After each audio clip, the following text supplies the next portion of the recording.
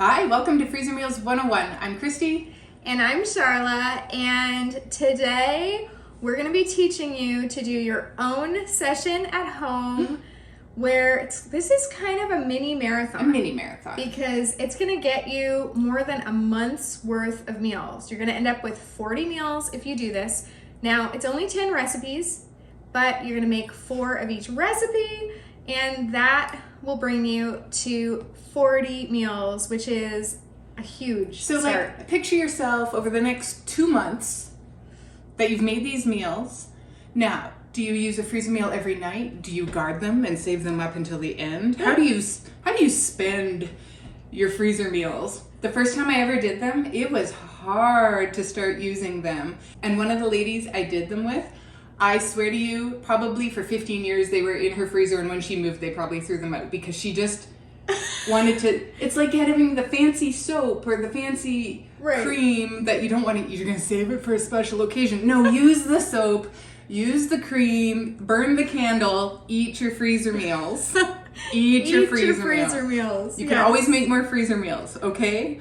And when you see how fun and easy it can be, and how nice it is to not have to think about what to make for dinner, right? You'll kind of want to do the next session.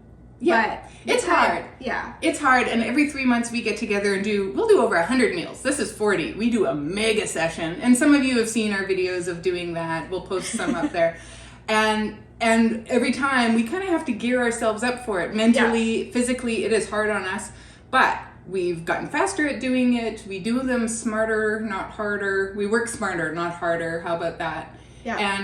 And so we can show you those tips and tricks. But these 40 meals in your freezer are going to feel so nice. good. You'll just be so accomplished. We've said with these meals that they're from scratch. They're easy from scratch. Mm-hmm. But the thing about from scratch is that everybody's definition of that is different. So this is like our version of from scratch. We did not make the pasta. Like, we have not been you have a pasta maker? Yes. I did not make the fresh pasta for the pasta recipes. We did not can our own tomatoes for the diced tomatoes. You can do that, and there are people that do, and there are people that take it way back to the basics. I have a friend who has a mill, and it's called Stone Ground Organics, and she will source out organic farmers, and she will get the grain, and she will bring it and grind it herself, and then she'll make like muffin mixes and sell the flour or whatever she has.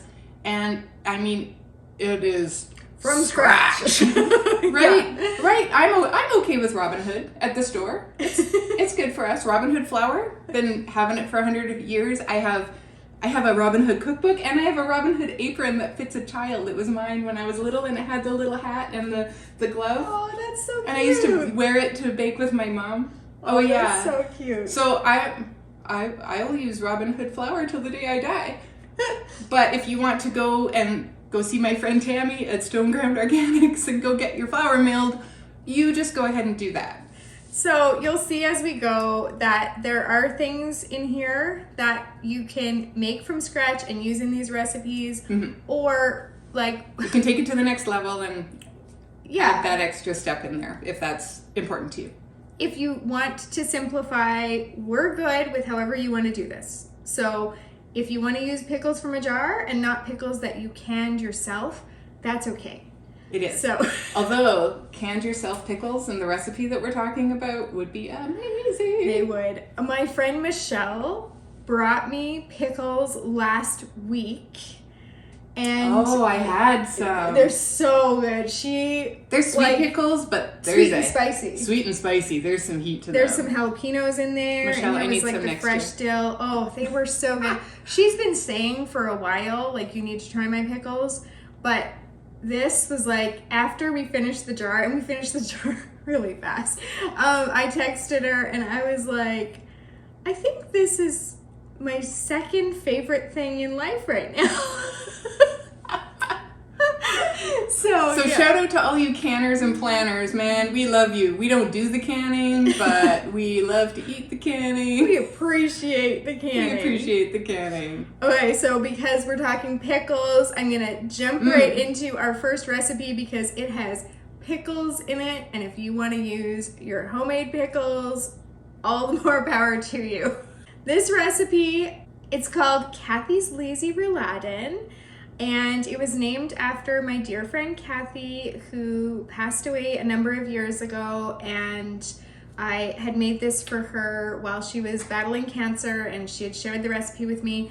I'd never even heard of rouladen, let alone lazy rouladen, and so it was really interesting. We've adapted it to be a freezer meal, and always think of her whenever we talk about it or have it, or, you know, all the things.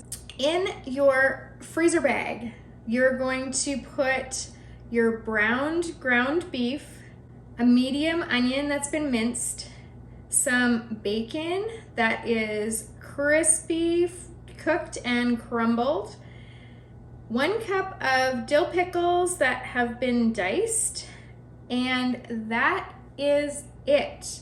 You're gonna have flavor in there already just from the onion, the bacon, and the saltiness of those dill pickles, so you don't need to add any seasonings.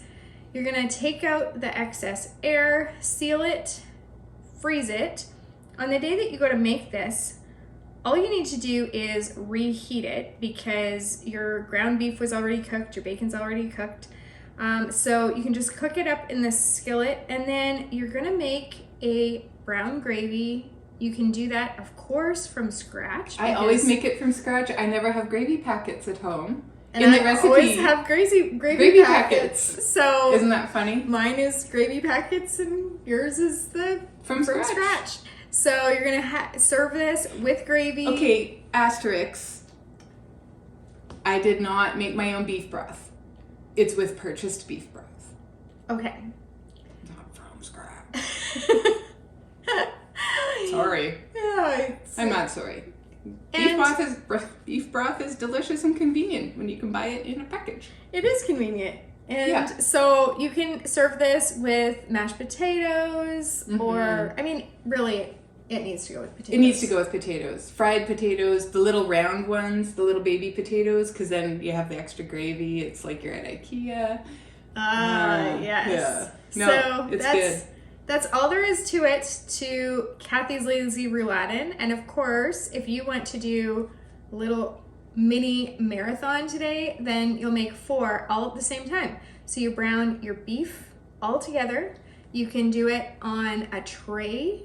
We line our tray with foil and cook the ground beef in the oven when we're doing large batch cooking like this, so that it is all done at once. And then when you're ready to assemble your meals, you have all of that done. You've got your onions prepped, and all the vegetables that we're going to be talking about later, you have them prepped already. And that's what makes it really easy to put all of these things together. Absolutely. This next recipe is called Marry Me Chicken. The first time we made it, I was a little bit of a smarty pants, and I changed some of the, we should show a picture of the label, maybe. I changed some of the punctuation. I added punctuation to make it say, "Marry me, chicken," because it was funny.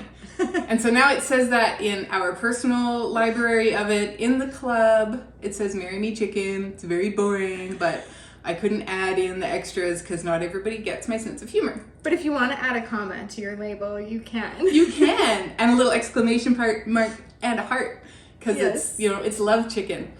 Ooh, love chicken. No, that doesn't work.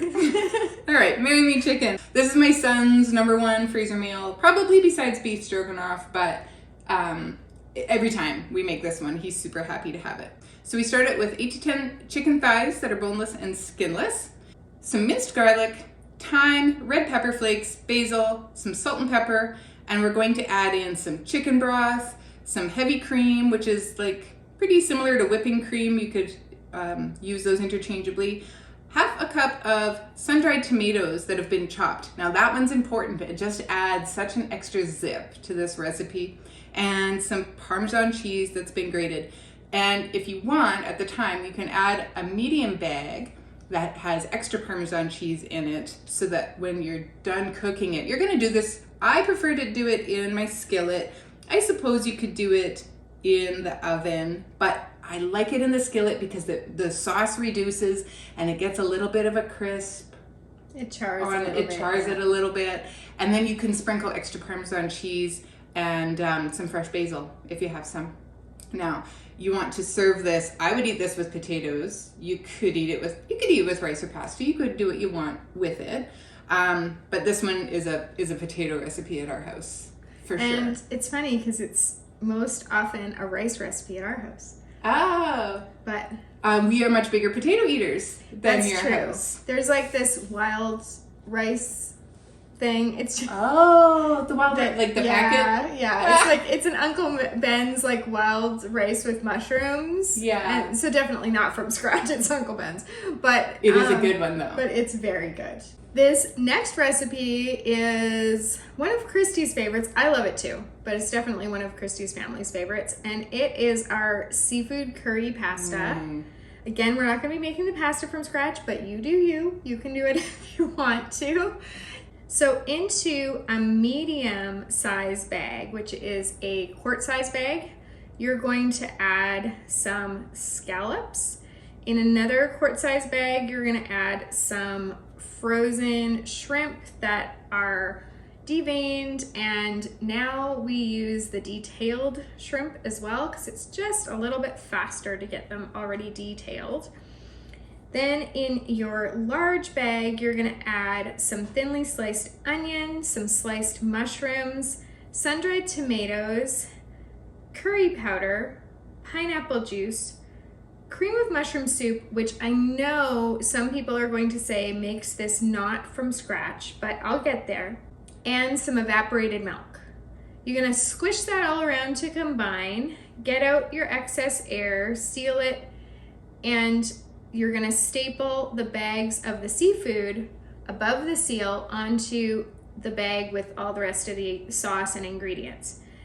On the day that you go to cook this, you're going to cook some pasta, drain it, and you're gonna cook the rest of this in a skillet. You're gonna add the seafood towards the end of cooking because those shrimp and scallops cook up really fast and you don't want to overcook them. And then you can either serve it over your pasta or stir your pasta right in. Now, we've also made this one where we cook the pasta and we undercook it a little bit, and then we put it right in the bag and it's like all ready to go. It's all ready to go. I find just because we're assembling so many meals at a time, it's so much faster to not do the pasta on the day that we assemble it, and it's easy enough to just cook pasta up on the day of. So we've kind of transitioned to doing this one with not having the pasta in it. And it's one of those that when your freezer space is at a premium, maybe you want the thinner bag without the pasta in it. That's another reason to skip the pasta until the day of cooking. Yes, exactly. So I'm gonna hop back to that cream of mushroom soup. Okay, we just learned this. Scandinavian countries don't have cream soups in a can. They don't have condensed soups. Right. Somebody had asked about what should I use instead of cream of mushroom soup? Yep. And I didn't really have a good option for her. We rely on them a lot in North America. But there's a lot of homemade versions out there. Is there? I didn't even look it up. You just do a little Google search and you can come across homemade cream of whatever soup. That's true. And you trade that out. So if you want to do this really, really from scratch, you are welcome to do it that way. This one just has such good flavor and it is so homey and amazing. Yeah, and it's not a heavy curry. No. A lot of people want to shy away from it because sometimes curry can feel heavy or seem, but there's not a lot in it. And there's so many other flavors of the pineapple juice and the tomatoes, the sun-dried tomatoes brighten it so much that it's just so exciting in your mouth. It's so good. It's so good. It never gets old. And the other thing that I wanted to say about this is, you're making 4 of each meal here. One of the things that we wanted to do for you is cut back on your prep time. And so one way to do that is to use similar ingredients. So we used sun-dried tomatoes for the Marry Me chicken. We're using sun-dried tomatoes for the seafood curry. And that is not only a good way to cut on prep, because if you have to slice them yourself, sometimes you can buy them already sliced, but if you have to slice them yourself, you might as well just do more and cover more meals. Yeah. But if you're going to stand there and get your chopping block greasy, yes, exactly. get at it and do them all, because they are in oil and it's a mess. It is. And somehow it always ends up being my job. Have you noticed that? Yes. Yeah, because she doesn't like to touch it, and that's okay. I don't mind. I'm squeamish. They're tomatoes. It's okay. It's, I know. That's why we're a good pair. Yes, there's really things is. that you don't like to do that I totally do happily, and Yeah. so it works out really well. You should find yourself a friend to do freezer meals with. It makes That should be at the top of every one of these recipes. Find a friend to do your freezer meals with. It does really make a difference. It makes the time go by faster. It makes it more fun. It makes it more interesting, and you get more variety because you try more things, because the other person has different taste, different history, different. I would have never picked this up and eaten it because it had curry. I have since started to like curry in general since I met you. Yeah. Because I can appreciate the flavors a bit better. Because I started you slowly, subtly with things like this, and then I built you up to have a tolerance for the curry. It's true. It's true. I had a system. Yeah. Who knew? It was the long con. Yeah. And the other thing with using similar ingredients across multiple recipes is that it's so much less expensive. Mm-hmm. And we all know with the grocery prices right now, you need less expensive. Absolutely. So when Catch that sale, man. Yeah, and you can get sun-dried tomatoes in very large jars. Costco sometimes carries them. They don't always. But when they do, they are cheaper. They are already chopped. And when you Stock up. And then you're also using more of your jar. It's not wasteful, because you're like, what do I put sun-dried tomatoes in?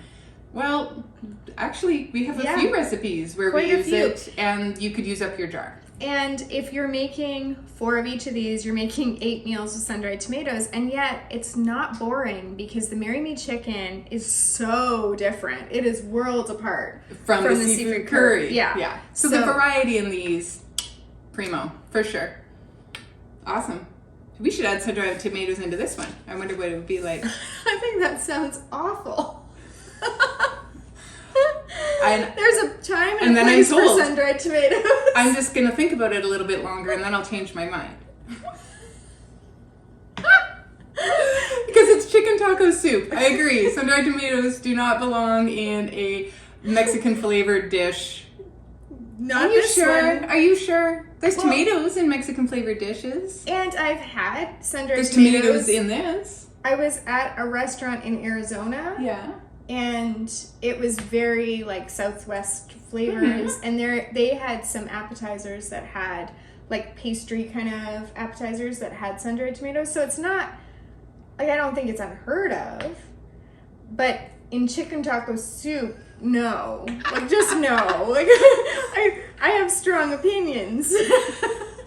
Oh, it's like putting Jamaican jerk chicken in the crock pot. She's got a strong opinion about that. Yeah, I do. Back to the chicken taco soup. So the other part of doing freezer meals with a friend is that it's way more fun.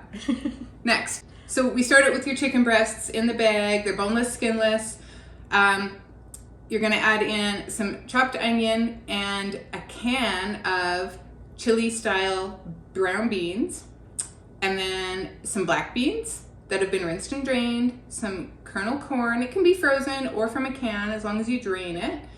You're going to add in some tomato sauce, and it starts to get pretty full in the bag. So at this point, you're gonna have to maybe hang on to it or put it in a juice jug or have your friend help you hold it, because we're also still gonna add in the diced chilies and the taco seasoning. And then at the end, we're gonna add in some diced tomatoes and a whole can of beer. So this is a full recipe. By the time you get that bag closed, you have to get all that air out without spilling anything. No leaks happening here. But you're gonna love this because on the day of, you don't have to do anything else. You get it in your crock pot. You let that chicken just get so tender. You're going to take it out and shred it, put it back in the soup. And then when you go to serve it, if it's looking a little thick to you, you can add another 4 cups of chicken broth. But if you want it hearty and stew-ish, just skip the chicken broth. So it's optional. We don't put it in. Well, there wouldn't be any room in the bag, but we don't put it in. No, and for our family, this chicken taco soup, it is a large meal, and it is a big meal. We've got 7 kids, so large, feeding a lot of people here. But for this one, we do find we have leftovers, and we don't always add that extra chicken broth.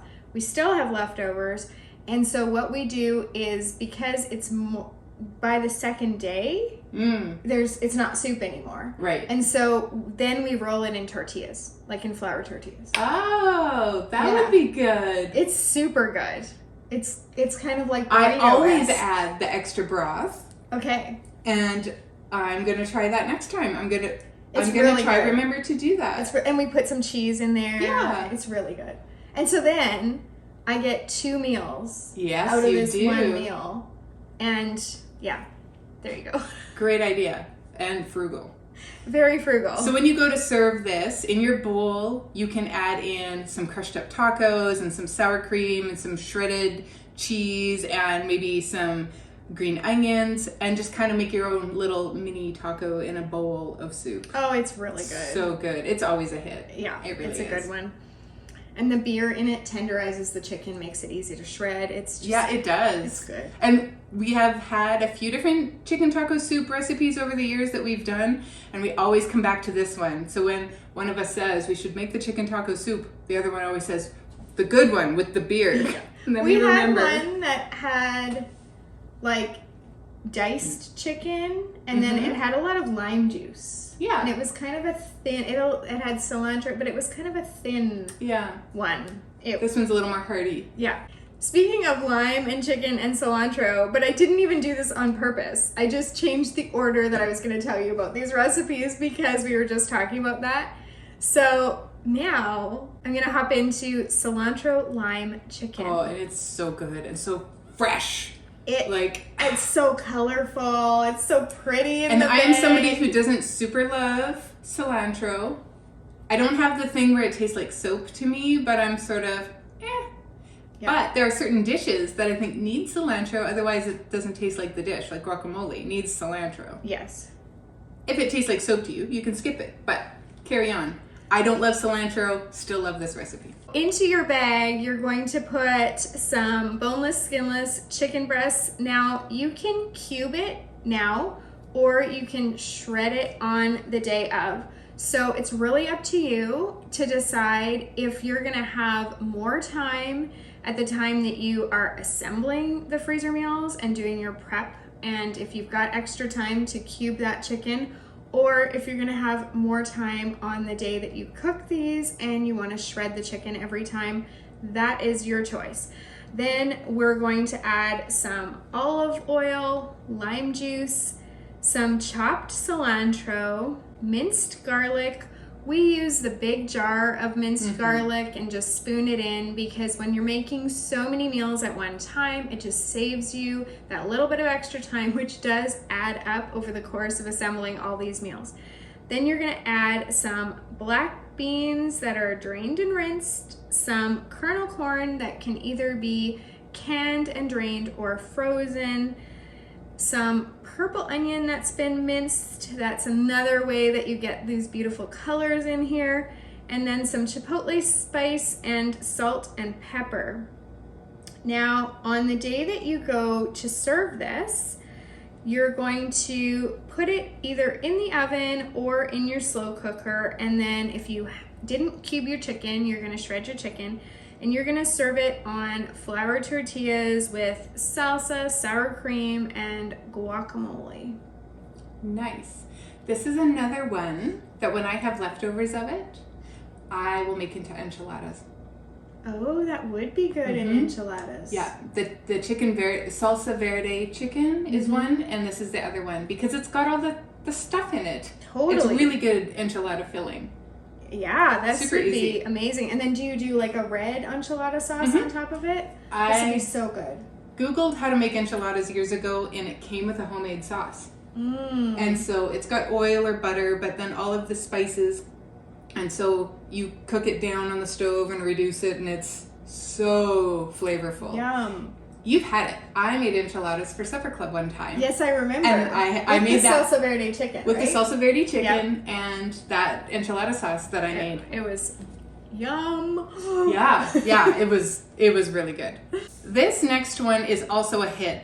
Charlotte invented it, and because lasagna is so much work with the layering. Lasagna is so much work. And the lasagna freezes great, but I mean, I did not want to be, when we're doing these big mega sessions, It's a lot of work, and it's expensive. Yeah. Like, to make a good chunk of... Because the cottage cheese and all the noodles and yeah. And I know when the last time I made like my big pan of lasagna, it was probably over $40 for all the cheese, and I had 3 different kinds of meats in it, and the you know it is not a cheap dish to make. This would be much more economical, and you still get those wonderful flavors, and it's kind of even a little bit better. It's so good. It's so good. So listen, I made this for my family recently. We had a family member pass away, and so when I went back home for the funeral,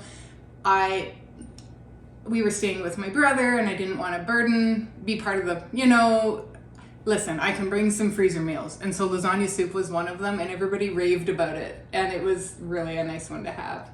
Yeah. It is rave worthy. It is rave worthy. So you're going to start out with ground beef, 1 pound of it. Alternatively, you can do ground Italian sausage, and that is our preference. Yes, I always typically do it with sausage. like it mild. You like it spicy, but I think that particular time we had the spicy. Yeah. Because that's what I went home with. Right. And it was, it's so good. We're going to add in our oregano, our basil, your minced garlic, red pepper flakes, just a pinch, but maybe since it was already spicy, there might have been more than a pinch in there in that one. It was good though. Some salt and pepper, a couple of bay leaves. Now, fennel seed. Sounds weird. When Charlotte makes hers, it's a little bit more because I don't super love fennel seed. And when I make it, I put a little bit less in. And some nutmeg. Also weird, but also another layer of flavor. Mm-hmm. It's so nice. Some diced onion, some chicken or beef broth. If you're making it with ground beef, you want to use the beef broth. If you were making it with the ground sausage, you might want to consider using chicken broth. It's a little lighter, and they marry very nicely. They go nicely together. Fire roasted tomatoes, so again, a little more heat and a little more flavor, and some tomato paste. Bam. So you're gonna get this into your bag. It's gonna be a little bit sloppy, and that's okay. You're gonna get all the air out, seal it up, and lay it flat to freeze. For the day of serving, you want to have Parmesan cheese that's been shredded. So you could staple that. You could put that in a bag and staple it right now. You want a cup of ricotta cheese. So you have to plan ahead a little bit. You want to make sure that this is on your label. So you'll notice that we have it written right on the label to add the ricotta cheese. And you want 5 lasagna noodles. This has been very scientifically proven that that's the right amount of noodles, that you want to break them up and add these lasagna noodles. If you put a little bit more in, it's a little too stiff, a little too thick. And if you put too few in, it's a little bit soupy still. So that's the right amount. So on the day of cooking, get this in your slow cooker, or you can do it on the stovetop. Get it to a nice bubbling hot temperature, add in your noodles, let them cook through. So when you go to serve it is when you add the ricotta. So you're gonna have your bowl with the ricotta cheese and a little sprinkle of the Parmesan. And if you want to, some red pepper flakes. Yes. Because everything is better with red pepper flakes. And if you had spinach in your fridge, chop it up and throw that in there. Because there's spinach in lasagna. Why not? Why not? It would be good too. We don't have it in the recipe, but and if I had it, I would do it. You can even do it in the freezer version. Oh yeah, you could. You can do it the day you serve it, or right before you freeze it. You totally can. So good. It sounds. I'm not gonna say it sounds weird. No, it's amazing. I've been looking for, back when we started doing freezer meals, we had this lazy lasagna. There's a recipe called the Big Cook that we were using, and there's a lazy lasagna in that recipe book. And we just didn't love it. Yep. Like It's okay. it was huge. And it's all the things. Which is good or bad, but it wasn't super flavor. It was a little maybe dry. It's not our favorite. It's been a long time since we made it. Well, we stopped making it. We stopped making it because we just didn't love it. We don't want to knock on the big cook ladies. No, because love them. They're amazing. They are who taught me how to do freezer meals.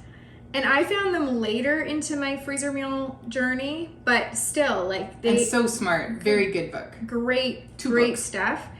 But the lazy lasagna has always been on my mind as like, I want to find a better version of that. And so that was like this quest I went on. And that's what that you ended up with lasagna to soup? invent a lasagna soup. Now I'm still going to at some point invent a lazy lasagna.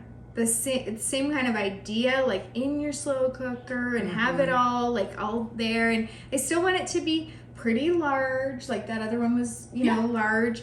But I'm always not divide it. there.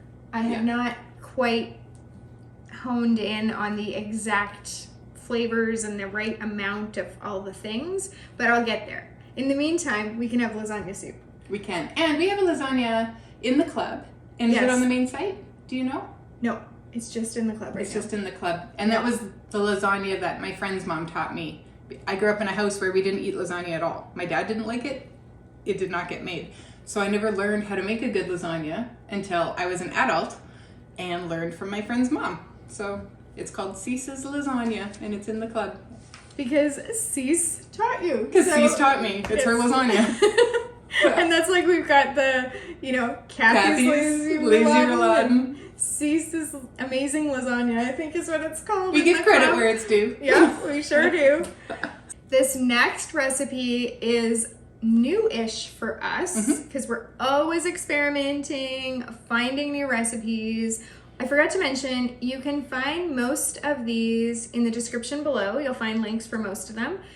Some of them are only in the club right now. You can find a link for that below too. And some of them are still in the testing phase. Yes. And then if they're still in the testing phase, they're not in either place. And that is this one right here. This one's good enough that it's going to make it into the club. We just have to take the photos and do There's a bit of a process. There's a process. Yeah. But this is one that's going in the club, and then eventually maybe it'll go on the regular website. But anyway, I digress. This is shrimp fajitas, and they can be made in the air fryer or on a sheet pan. Yes. So Christy's got the air fryer. I don't. I use the sheet pan method. It works both ways. Yes. This is another example of where we've got shrimp in here and shrimp in the seafood curry. So if you see a sale in the flyer at your grocery store on frozen shrimp, this is when you get them. You stock up so that you can put them in these meals and really use them. Because shrimp can be expensive. You really want to take advantage of a sale when it comes to shrimp. And if you know what you're going to do with them, there's less chance that they're just going to wither away in your freezer and get freezer burnt and just, you know, get lost at the bottom there. So you're going to get this shrimp on sale, and then you're going to make it for your seafood curry and your shrimp fajitas. So you've got your shrimp in your freezer bag, but you're not going to seal it yet. You're just going to set that to the side for a second. Then in your gallon size freezer bag, you're going to add some sliced onion, sliced red pepper, and sliced yellow pepper. Now, in a bowl, you're going to combine some lime juice, fajita seasoning, and olive oil. We made our own fajita seasoning. I'll stick a video above of where we made that, but you can also get it in the packets at the store, or you can get it at something like Bulk Barn. You're going to stir that marinade together in the bowl, and then you're gonna pour half in with the shrimp and half in with the veggies. On the day that you go to make this, you're going to put some parchment paper in your air fryer or down on your cookie sheet. And if you do it in the air fryer, you're gonna set your air fryer to 375. You're gonna cook the vegetable bag for 3 minutes. Of course, you're gonna take it out of the bag though. Please take it out of the bag. Then you're gonna stir it. Please add remove pants before the ironing. shrimp from the bag. Like, oh goodness, please don't put the bag in the air fryer. That would be disastrous.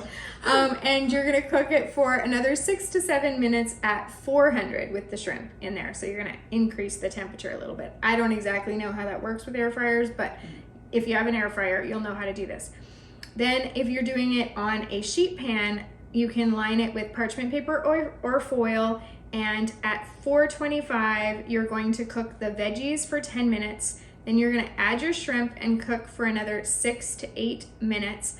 You're gonna serve this with flour tortillas, fresh cilantro. If you want some cojita cheese or feta cheese, you could add some fresh, thinly sliced purple onion. Just jazz it up a little bit. Mm-hmm. But it is going to be very good. I think mango salsa would be really, really good with this. Oh, that would be nice. Yeah.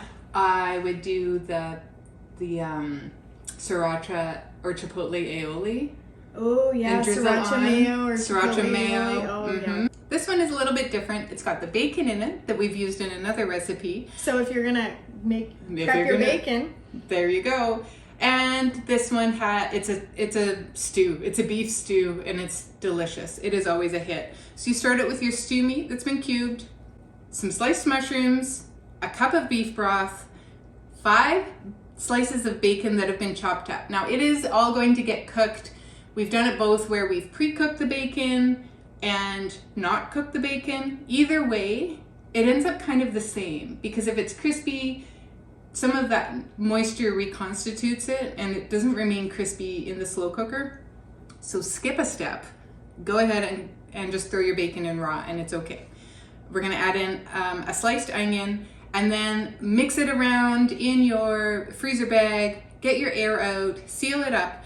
For the day of serving, really you want to do this in your slow cooker. You want that long, slow cook to break down the fibers in this meat, because usually you're using like a chuck roast or something that's a little bit tougher that you need to have it broken down.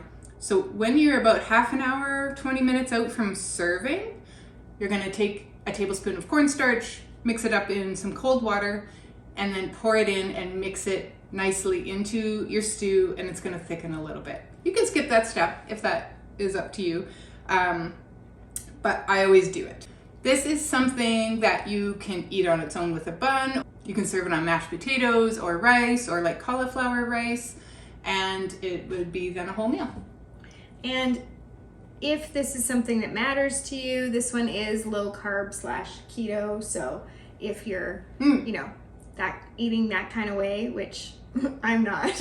I'm like, the more carbs, the better. But my husband sometimes, is... He dabbles in keto. He dabbles in keto. And then I'm like, I grumble. Because then you have to cook that way. It's hard. And he does make he makes a keto chili that, I've had it. It's good. Yeah. And he'll freeze it in... he'll use the super cubes thing, and he'll freeze it in there, and then pop the cubes out and put them in a bag. And so he has whatever we're eating, he can just pop himself out a chili and have that for supper. So he doesn't complain or expect me to make separate things. Okay, this next one is, I don't know if it's keto, because I'm not keto. We are not keto experts. I don't understand keto very well.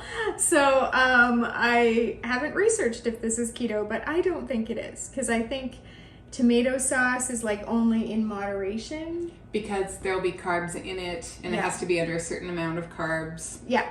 So the keto people will know. It's probably low carb. Unless you serve it on pasta, which you should, because it's better over pasta. Of course it is. So now I've suddenly taken even the low carb and we can just cut all that out. Taking it right off the table, right? So now you're into your freezer bag. This is, I should mention, this is easy crock pot chicken cacciatore. And I mean it when I say easy.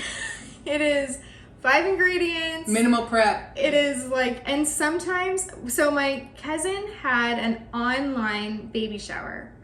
It was really interesting. It was over Facebook, and it was neat. And they asked if I would come and in the Facebook group, to this group of ladies watching live, if I would prep a freezer meal. Oh. And so I did cute. this one because I'm like, there's very minimal prep.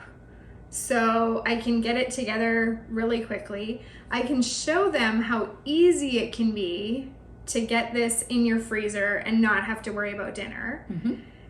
And it was just actually really, really neat. And there were other people that did lives on like advice about, you know, taking care of the baby or like all kinds of things. It was a really cute idea. And it was, you know, pandemic-y time when in-person baby showers were not really happening. And so it was really sweet. But this is the recipe that I did for that. In your freezer bag, you're going to do your boneless, skinless chicken breasts, or you could do chicken thighs if you prefer. And then you're gonna add pasta sauce. Now, we usually use our red sauce. You can find the recipe for our red sauce in the club. It is like a homemade pasta sauce, but if you prefer, you can just use a jar of pasta sauce, whatever kind you like best. And then you're gonna do a coarsely cut zucchini, some chopped onion, and Italian seasoning. That's all you need in here. You're gonna take out the excess air because air causes freezer burns, so we always get as much air out as we can. And then you're gonna seal this. You're gonna freeze it on the day that you're gonna make it. You're gonna thaw it, dump it into the slow cooker, and just let it all cook up together. And you can serve this over pasta, really, because it's got some vegetables in there already.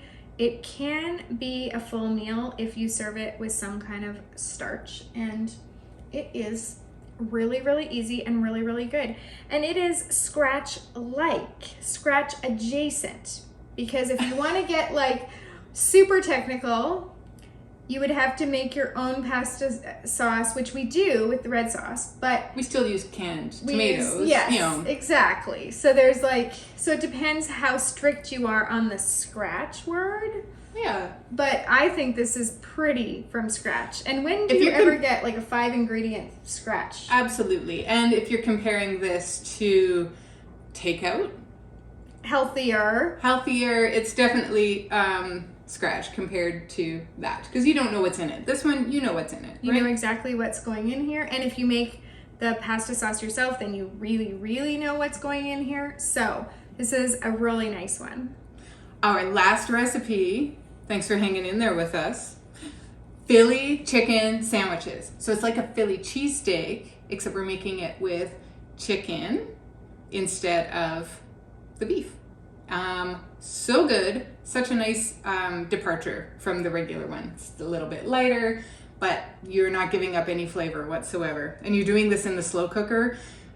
You could do it in the Instant Pot, or you could just cook your chicken breasts and slice them. But if you do it in the slow cooker, they'll shred nicely, and then you have really nice texture with your Philly cheese chicken. So we start out with 4 to 6 chicken breasts, boneless and skinless. We add in a green bell pepper that's been sliced, some red bell pepper, some sliced onion, some seasoning salt, minced garlic. In a separate bag, we are in a medium, like a quart bag, we're gonna add in your provolone slices.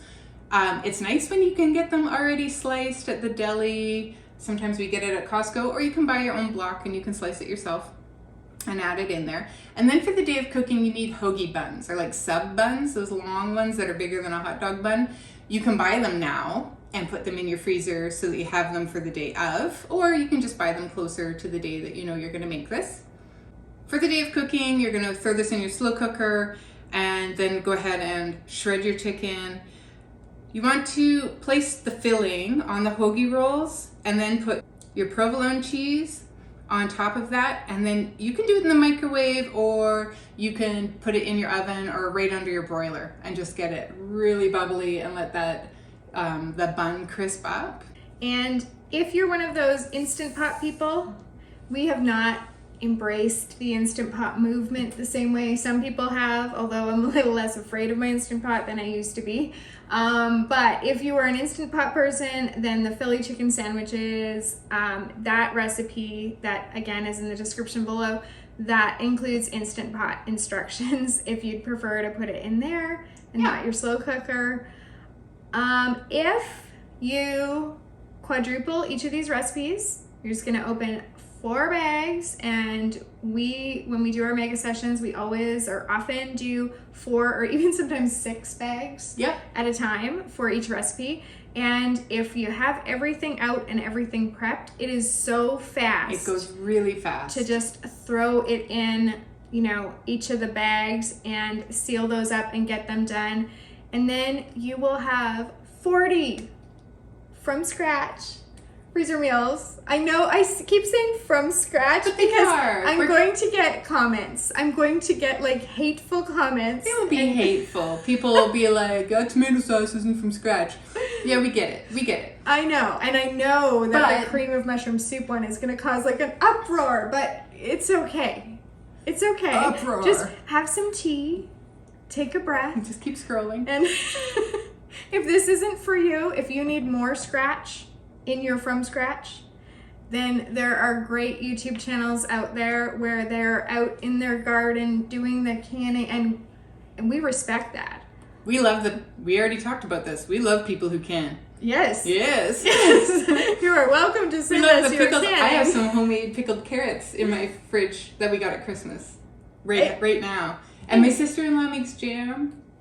I grew up, my mom was that mom. I grew up on a farm. We've had a huge garden. Canning. She did the canning, she made the jam, and she made the pickles. We did all the things. And you're a huge gardener. You just don't can it. Yes, that's true. So if this were not winter, some of these ingredients would be even fresher. Yeah, that's right. Because we've got Christy's garden. Oh, we didn't mention this, but Christy is my neighbor 2 doors that way. And so I get the benefit of her garden. And we have a Saskatoon tree. I'm not complaining. There's some swapping that happens here. I have some and I have rhubarb now. Oh yeah, I do grow rhubarb you don't need now. my rhubarb anymore. And I grow fresh herbs in my indoor herb garden. So I grow fresh herbs outside in my outside garden. Yeah. So So in the winter, I can share my herbs with her.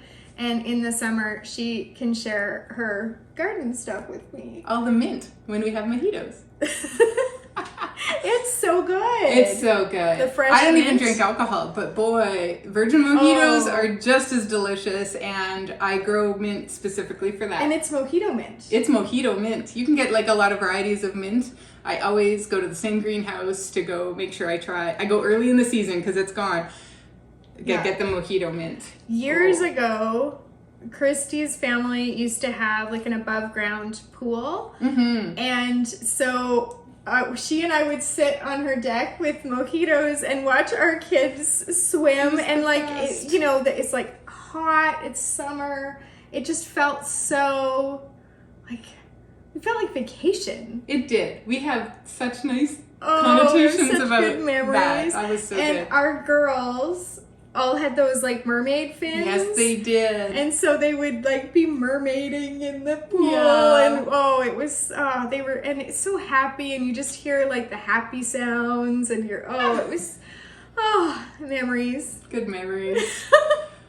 So find yourself a neighbor like we have, because we can't come to your house, but we can come to your computer and show you how to do freezer meals, and we love to do that because we want you to be able to just open your freezer, pick something, and get rid of that mental energy that you would spend on whatever it. What am I gonna make? What am I gonna make for supper? We don't feel that way anymore because we have made it a reality in our lives that our freezer always has something in it. We want that for you. We want this to be your reality too. So we're gonna stick a video right there to one of our big mega sessions, because if making 40 meals has inspired you to maybe try the big mega session, 100 plus. You can check that out and see how we pull that off and do that together. It does take us 2 days, just full disclosure, but it lasts 3 months. Yeah, so it does. It's well worth it. Oh, we'll put the 150. Okay. Yeah. And yeah, we just appreciate you being here. We know that there are a lot of things you can do with your time, and we appreciate that you spent some of that with us. So happy cooking. See you next time.